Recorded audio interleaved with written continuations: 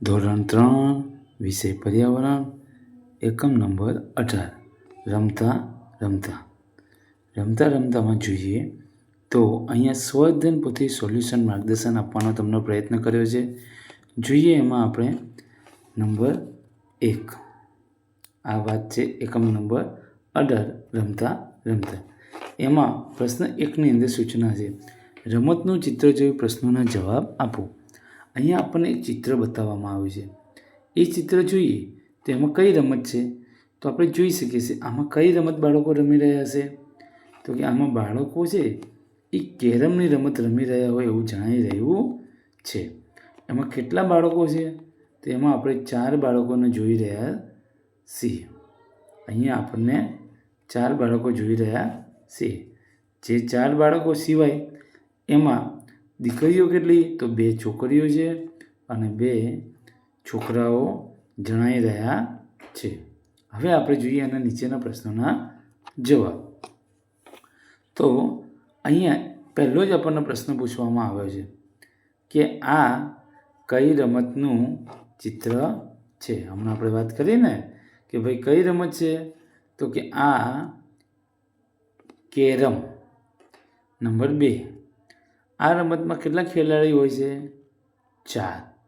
Number 3 રમત રમવા કઈ વસ્તુઓની જરૂર પડે છે કેરમ, સ્ટ્રાઇકર, કુકડી. નંબર 4 રમત વર્ગખંડમાં રમી શકાય કે મેદાનમાં વર્ગખંડમાં. 5 તમે આ રમત રમો છો હા. બરાબર. ચલો પ્રશ્ન નંબર 2. પ્રશ્ન નંબર 2માં શું કહેવામાં આવ્યું છે સૂચના ખાસ વાંચવાની ભૂલાવી ના જોઈએ જેથી તમને ખ્યાલ આવી જાય. પ્રશ્નોના જવાબ આપો. એમાં પ્રશ્ન નંબર 1 તમે રમતા હોય તેવી રમતોના નામ. આ વિડીયો માર્ગદર્શન માટે બનાવ્યો એટલે તમારે તમે જે રમત રમતા હોય એની રમત અહીંયા તમારે લખવાની છે. જેમ કે અહીંયા ઉદાહરણ તરીકે આપ્યું છે હું ક્રિકેટ, કબડ્ડી, ખોખો, સંતાકુકડી, કેરમ રમું છું. નંબર 2 વર્ગખંડમાં રમી શકાય તેવી રમતોના નામ લખો. વર્ગખંડમાં કેરમ, ચેસ, સાપસીડી, લૂડો રમી શકાય. નંબર 3 આપણે રમતો શા માટે રમીએ છીએ? રમતો રમવાથી શરીર સ્વસ્થ અને રમવાની મજા મળે છે. બરાબર. આગળ જોઈએ નંબર 4. નંબર 4ની અંદર કીધું છે કે શું મોબાઈલમાં રમત રમી શકાય? કઈ? તો કે હા મોબાઈલમાં ઘણી રમતો રમી શકાય. Carrom, chess, cricket, ludo. Number 5 2 કરતાં વધારે વસ્તુઓની જરૂર પડતી હોય તેવી રમતોના નામ લખો. Cricket, સાપસીડી, ludo. નંબર 6 કોઈ પણ વસ્તુ વગર રમી શકાતી રમતોના નામ લખો. લંગડી, કબડ્ડી, ખોખો, સંતાકુકડી વગેરે. ત્યાર પછી નંબર 7 રમત રમવા સિવાય તમને કઈ પ્રવૃત્તિઓ કરવી ગમે? રમત રમવા સિવાય મને વાંચવું, ચિત્ર દોરવા ગમે. 2 ટીમ બનાવીને રમી શકાય તેવી રમતો કઈ છે? કબડ્ડી, ખોખો, ક્રિકેટ, નારગોલ વગેરે ટીમ બનાવી રમાય છે. આગળ જોઈએ પ્રશ્ન નંબર 3. પ્રશ્ન નંબર 3ની અંદર હમણાં આપણે કીધું એમ કોઈ પણ પ્રશ્નની અંદર પહેલાં સૂચના વાંચી લેવાની એટલે આપણને ખ્યાલ આવી જાય. આપેલા વિકલ્પોમાંથી યોગ્ય વિકલ્પ પસંદ કરી ખાનામાં લખો. એમાં જોઈએ આપણે નંબર 1 મેદાનમાં રમી શકાય તેવી રમત કઈ છે? તો કે બી ખોખો. પ્રશ્ન નંબર 2 કઈ રમત રમવા માટે દડાની જરૂર પડશે? ફૂટબોલ. કઈ એક પણ વસ્તુ વગર કઈ રમત રમી શકાશે? કબડ્ડી. નંબર 4 કેરમ રમવા માટે કેટલા ખેલાડીઓની જરૂર પડશે? હવે કેરમ રમવા માટે આપણે કેટલા ખેલાડીઓની જરૂર પડે? 4. એ બરાબર. ચલો નંબર 5. નંબર 5માં જોઈએ તો કીધું છે કે ભાઈ વર્ગખંડ કે ઘરમાં રમી શકાય તેવી રમત કઈ છે? તો એમાં કહી શકાય ડી લૂડો. ત્યાર પછી નંબર 6, કઈ રમત ઘર અને બહાર બંને જગ્યાએ રમી શકાય? તો કઈ રમત રમી શકાય? સંગીત ખુરશી. નંબર 7, નવરાશના સમયે શું ન કરવું જોઈએ? તો કે નવરાશના સમયમાં મોબાઈલ જોવો જોઈએ નહીં. નંબર 8ની વાત કરીએ તો એમાં કીધું છે કે ભાઈ કઈ રમત રમવા માટે 2 જ ખેલાડીની જરૂર પડે? ચેસ. આગળ જોઈએ. નંબર 9, ક્રિકેટની રમતમાં એક ટીમમાં કેટલા ખેલાડી હોય છે? તો સી 11. ખેલાડીને અડકીને આઉટ કરવાની રમતનું જોડકું કયું છે? પકડ દાવ, લંગડી, ખોખો. પ્રશ્ન નંબર 4ની અંદર સૂચના આપવામાં આવી છે કે ખોટા શબ્દ ચેકી નાખો. બરાબર? તો અહીં જે ખોટો શબ્દ આપ્યો એ આપણે ચેકી નાખવાનો છે. એમાં જોઈએ નંબર 1. તો એમાં સંગીતની ખુરશી ચેકી નાખવાનો રહેશે. બરાબર? ત્યાર પછી નંબર 2ની અંદર ચેસ રમવા માટે 2 જ ખેલાડીની જરૂર પડે. લજ્જા શૂટિંગની રમત સાથે સંકળાયેલ છે. રમત રમવાથી સ્ફૂર્તિ આવે છે. હોકી આપણી રાષ્ટ્રીય રમત છે.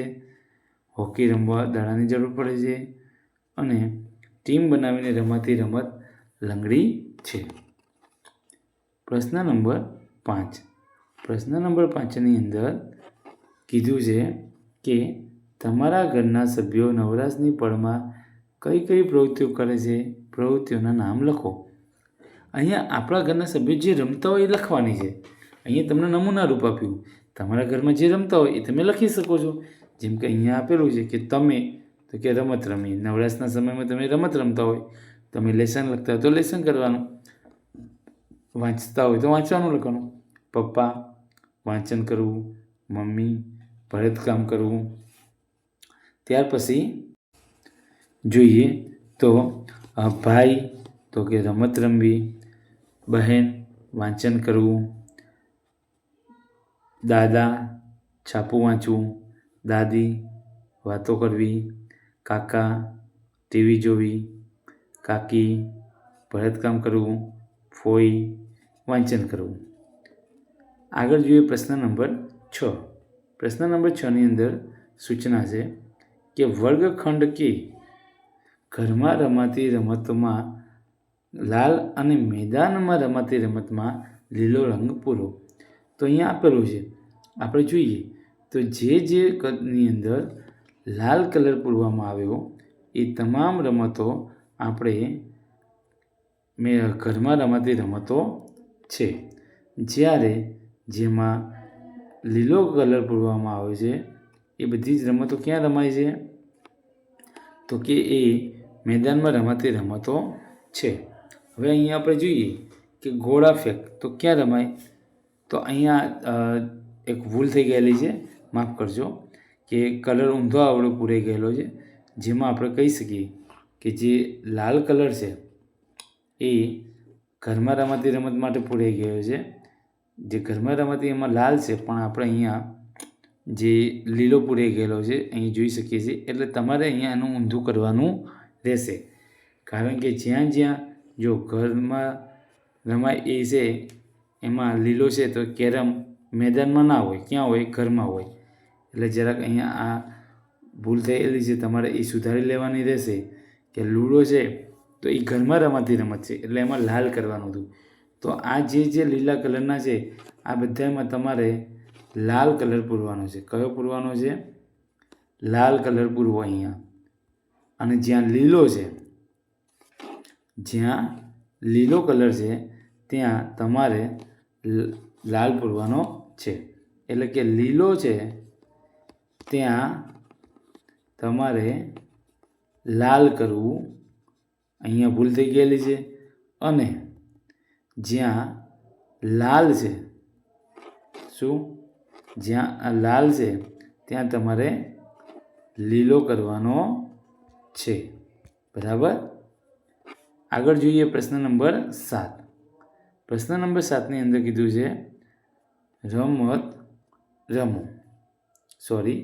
રમત ઓળખો. તો પહેલી જે રમત છે એની અંદર જવાબ છે સંતાકુકડી, બીજામાં સંગીત ખુરશી. નંબર 3 જોઈએ તો એમાં છે ગંજીફાની રમત આવે છે એ ગંજીફા. નંબર 4માં કબડ્ડી. આગળ જોઈએ પ્રશ્ન નંબર 8. પ્રશ્ન નંબર 8ની અંદર ધ્યાનથી આપણે સૂચના પહેલાં વાંચી લેવાની. તો એમાં કીધું છે આપેલા શબ્દ ચોરસમાંથી નમૂના મુજબ રમતના નામ શોધો અને નીચે લખો. તો અહીંયા આપણે શોધેલા છે. જો તમને આવી રીતે શોધી શકો: આંબલી પીપળી, દોડ, વોલીબોલ, સંતોળિયું, કબડ્ડી, ગિલ્લી દંડો, ચક્રફેંક, ક્રિકેટ, ચેસ, લંગડી, લખોટી, ખોખો વગેરે રમતો આ મુજબ તમારે શોધવાની છે અને ત્યાર પછી એના અહીંયા નીચે આપણે લખવાની છે. તો અહીંયા લખી છે આપણે ક્રિકેટ, આંબલી પીપળી, લખોટી, દોડ, ચેસ, ખોખો, લંગડી, ચક્રફેંક, ગિલ્લી દંડા, વોલીબોલ, કબડ્ડી અને સતોડિયું. તો અહીંયા આપણું આ એકમનું સ્વયંધન પોથી સોલ્યુશન માર્ગદર્શન પૂર્ણ થાય છે.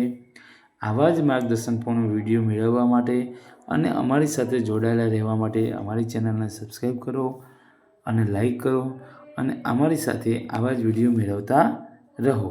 આવજો.